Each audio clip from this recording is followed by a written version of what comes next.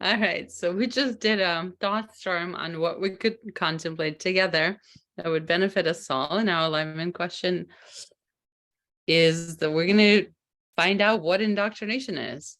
What is it? What causes it? What does it cause? So let's take 5 minutes and just share some perspectives on what we think indoctrination actually is.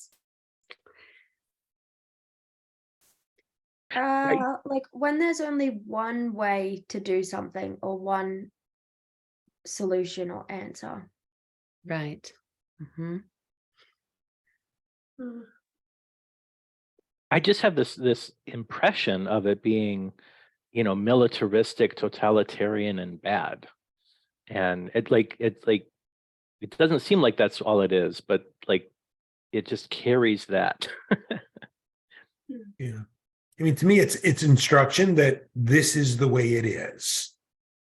And it may actually be that way, but maybe not. And maybe at one point in time it is that way, but maybe at another point in time it's not.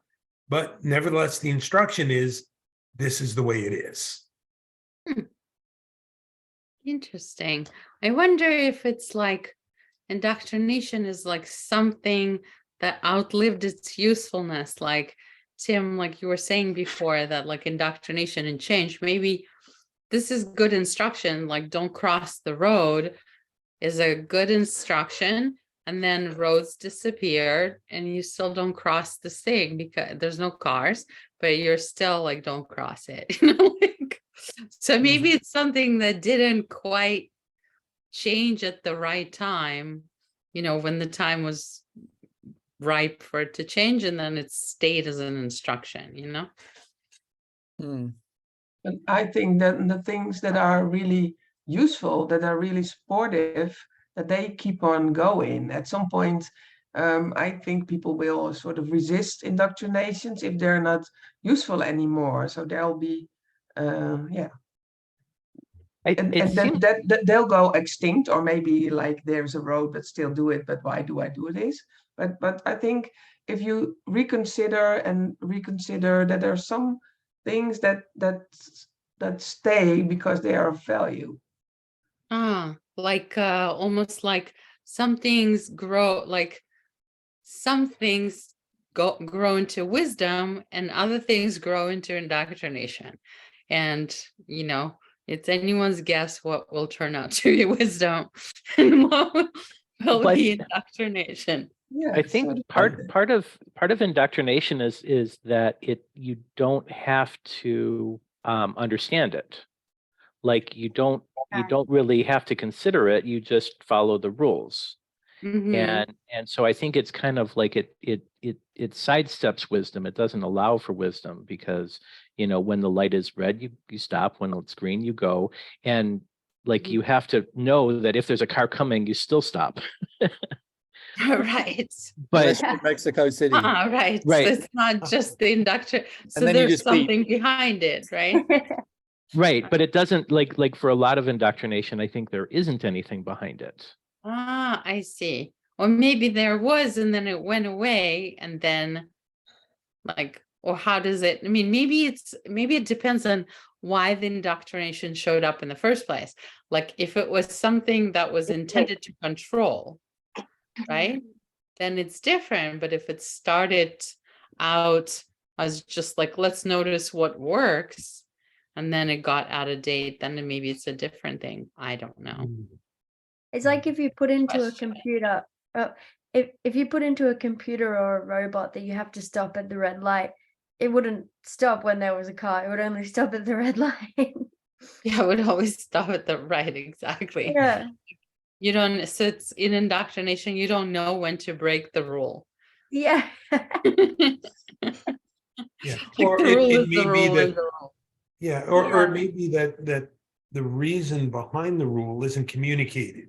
And there could be a variety of reasons for that. One is that the reason may have been lost, but not necessarily. It may simply be it's whoever's doing the instruction thinks it's more efficient to bother to give the reasoning behind the rule or the reason for it. It's much more efficient. Here, this is the rule, obey it. Right. Nama, Yeah. just to welcome and just to catch you up. So we're sharing perspectives on the concept that we got on what we could contemplate together that would benefit us all. And it's indoctrination. What is it? What causes it? And what does it cause? So we're just sharing Okay. perspectives on what indoctrination is for the next minute and a half ish. So Mhm. it almost feels like it's the quickest way to get what you want for most of the people most of the time. I And like Ah, it. it's like, and it starts out sort of as broad, mostly it starts out as broad agreement. And then over time, as it becomes less, somebody was talking about, less like relevant, you get more and more people resisting it. And it really only changes when it doesn't work. It doesn't work most of the time for most of the people. Like that's only when it gets overthrown, it's like when most people, most of the time, don't do it. It is interesting. Like, I wonder if you can have, I mean, like there is a feel with indoctrination that it applies at a systemic level, like it's the organization of a grouping. And it's got that intention. mm, And I'm not sure if that's like always true or not always true, but it kind of landed for me. yeah, no, there is something to it. It's just like it's like the median or something has that. And then it's frozen in time, and then it moves forward without being upgraded, then it becomes harmful. But in the moment, maybe it's a cousin of generalization or something. I was wondering if you can't explain why you do something, is that indoctrination? Huh, Interesting. If you do something that you can't explain, yeah, is that indoctrination? Maybe not always. No, Interesting. not. I No, think I don't know. Don't feel that it's there's something the case. Taylor, that I feel Sometimes, go ahead, Nama. sometimes I think for me, it's an interesting question, but when I go there, I feel that a lot of the things that I can't explain are the ones that my mind doesn't grasp, and it's more like intuitive direction. It's unexplainable. It just feels right over here. Interesting though. It's an interesting question. To me, Taylor, the telltale sign of indoctrination is not that I don't necessarily can't articulate the reason why I do it, but if somebody asks me why I do it, I feel very Yeah. uncomfortable. Yeah, that I guess agree, I that's agree. more the question. Like you're kind of caught off guard. Like Yeah. What do you couldn't mean? As answer opposed why? to feeling curious. Yeah. Somebody asks me why I do something. Yeah. Oh, yeah, that's a good question. I could get very curious. But if on the other hand, I'm annoyed and irritated, Yeah, like why are they Awesome, even yes. asking the question? that's a sign of indoctrination to me.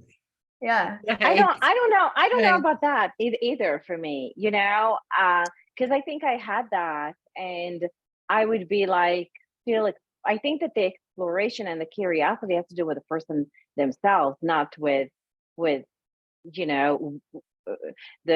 action they're doing or the person that is asking. I think it's more about the person themselves, and I can be curious and I'll be like, oh, that's interesting. I don't know why I'm doing this. Let me see. Oh, yeah, when I was little, it's not, I don't necessarily see that for me as well as like a discomfort, but I can see what you're saying in indoctrination. I guess if you don't have that curiosity in general about exploring your consciousness, that you will get defensive because you will be afraid to be made wrong. Yeah. Thank you guys. I think this was a fun discussion. So I'm going to stop the recording now. And then